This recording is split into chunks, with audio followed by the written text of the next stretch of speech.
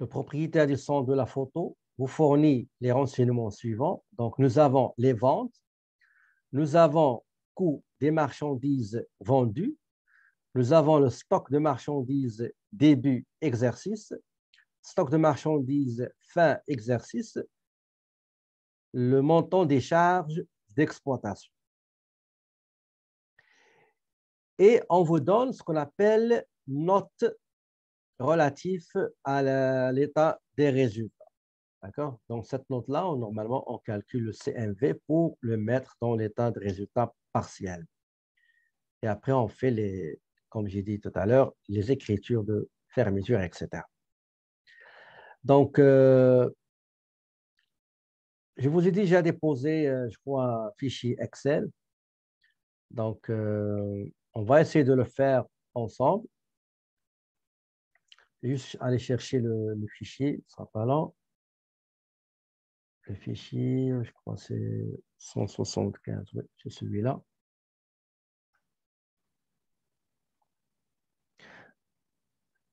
Donc, je vais essayer de vous donner à peu près 15 minutes, OK, pour le faire. Et après, on va le corriger ensemble. D'accord? Allez-y, prenez 15 minutes. Et après, on va le corriger. Ces éléments-là, on va les placer pour remplir et faire la tâche demandée. Donc, les ventes, c'est 770.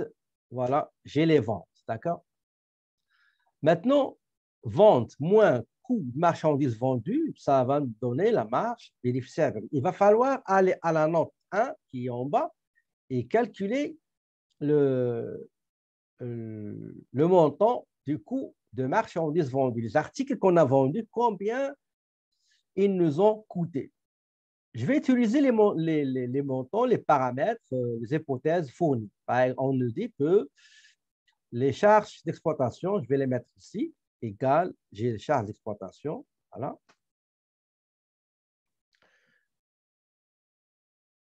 Ici, les stocks de marchandises vendues, pardon, stock de marchandises début, pardon, début, il est là, 27, 270, 270.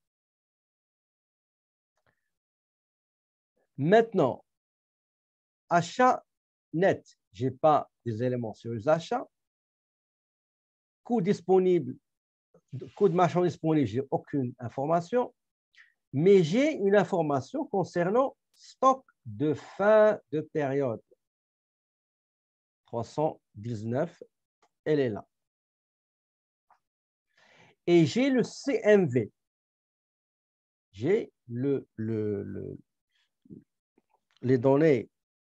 Attendez, juste je vérifie une chose. Les données qu'on a, c'est le CMV, c'est 360. Regardez, j'ai 300, je vais le mettre ici. 306, 200. Donc, j'ai calculé, j'ai trouvé le stock de marchandises à la fin de la période, je l'ai. Maintenant, coût de marchandises disponible à la vente, comment il est calculé? C'est que j'ai le stock début, mais on ne m'a pas donné les achats nets. Mais quand j'ai pris le CMV plus stock marchandises, ça va me donner, stock fin marchandises, ça va me donner ce qu'on appelle coût des marchandises disponibles à la vente. D'accord? Donc, coût de marchandises disponibles à la vente, moins stock de marchandises, ça va me donner coût de marchandises vendues. Maintenant, j'ai tous les éléments. Je peux aller chercher l'état de résultat et calculer le bénéfice net. La marge, quel est le taux de la marge bénéficiaire brute? Le taux de la marge bénéficiaire brute, c'est combien vous avez trouvé? Allez-y, s'il vous plaît, calculez-le. Donc, comment on a corrigé le cas? Donc, nous avons ici les ventes, 770. Nous avons coût de marchandises vendues. Nous avons marge bénéficiaire qui est la différence entre les deux, mais le coût de marchandises vendues, il y avait une note ici qu'on a remplie. Donc, nous avions stock début, achat net, on n'a pas les achats, mais on a le CMV qu'on a mis ici. Nous avons stock fin, donc marchandises vendues plus stock de marchandises fin, ça nous donne normalement le coût des marchandises vendues. D'accord? Et puisqu'on s'est dit, on sait déjà le stock début 270, et on sait que coût de marchandises disponibles à la vente égale le stock initial plus vos achats. Donc, les achats, ils sont inconnus, le montant inconnu. Je prends 625 moins 270, ça me donne 355. Et à la fin, je vais fermer les comptes qui ont été crédités et je vais créditer les comptes qui ont été débités, à savoir, attendez, ici, ce n'est pas leur place, je vais les mettre ici, voilà. Donc, c'est coût de marchandises vendues, 5000, elle est là, 306, voilà. Et j'ai charge sociale, 384,500, elle est là. Voilà.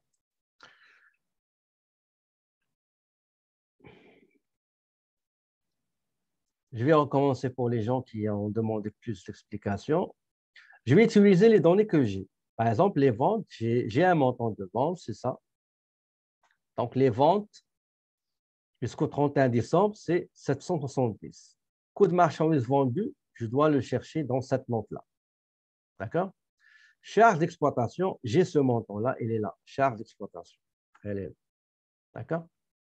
Maintenant, pour stock début, je dois aller chercher ce montant-là qui est coût de marchandises vendues selon la note 1.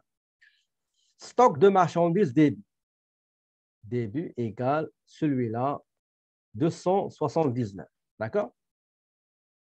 Achat net, c'est inconnu. Je ne connais pas ce montant. Mais je connais la valeur du stock final, qui est le 319. D'accord? Et je connais le CMV. Le CMV, elle est là, égale ce montant-là, CMV, 306, 200. Je connais combien ça m'a coûté l'article que j'ai vendu. Maintenant, pour trouver le coût de marchandise disponible à la vente, c'est quoi comment dirais-je, le coût de marchandise vendue égale normalement égale coût de marchandises disponibles à la vente moins stock marchandises à la fin. D'accord? À la fin. Est-ce que c'est